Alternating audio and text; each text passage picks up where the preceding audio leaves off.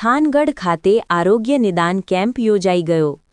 વિનામૂલ્યે નિદાન તથા સારવાર કેમ્પ તારીખ 12/3/2026 ગુરુવારના રોજ સામૂહિક આરોગ્ય કેન્દ્ર થાનગઢ ખાતે સામાજિક વનીકરણ રેન્જ ચોટીલા દ્વારા વિનામૂલ્યે નિદાન તથા સારવાર કેમ્પ યોજવા આવ્યો હતો.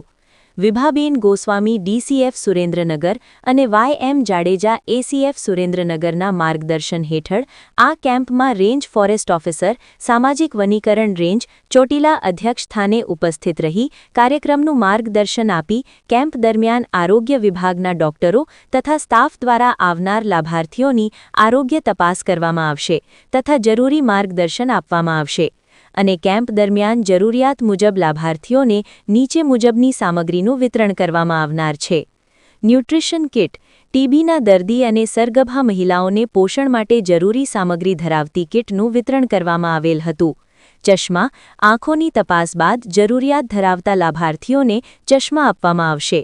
વોકિંગ સ્ટિક સિંગલ પોઈન્ટ, ચાલવામાં તકલીફ ધરાવતા વૃદ્ધો અથવા જરૂરિયાતમંદ લોકોને આપવામાં આવેલ અને વોકિંગ સ્ટિક 4 પોઈન્ટ, વધારે સહારો જરૂરી હોય એવા લાભાર્થીઓને લાભ આપવામાં આવ્યો હતો.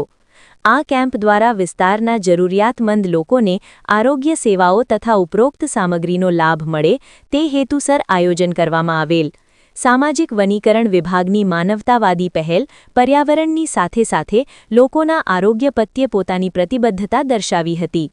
રિપોર્ટર ભરત દવે, સમય 24 ન્યૂઝ, થાનગઢ.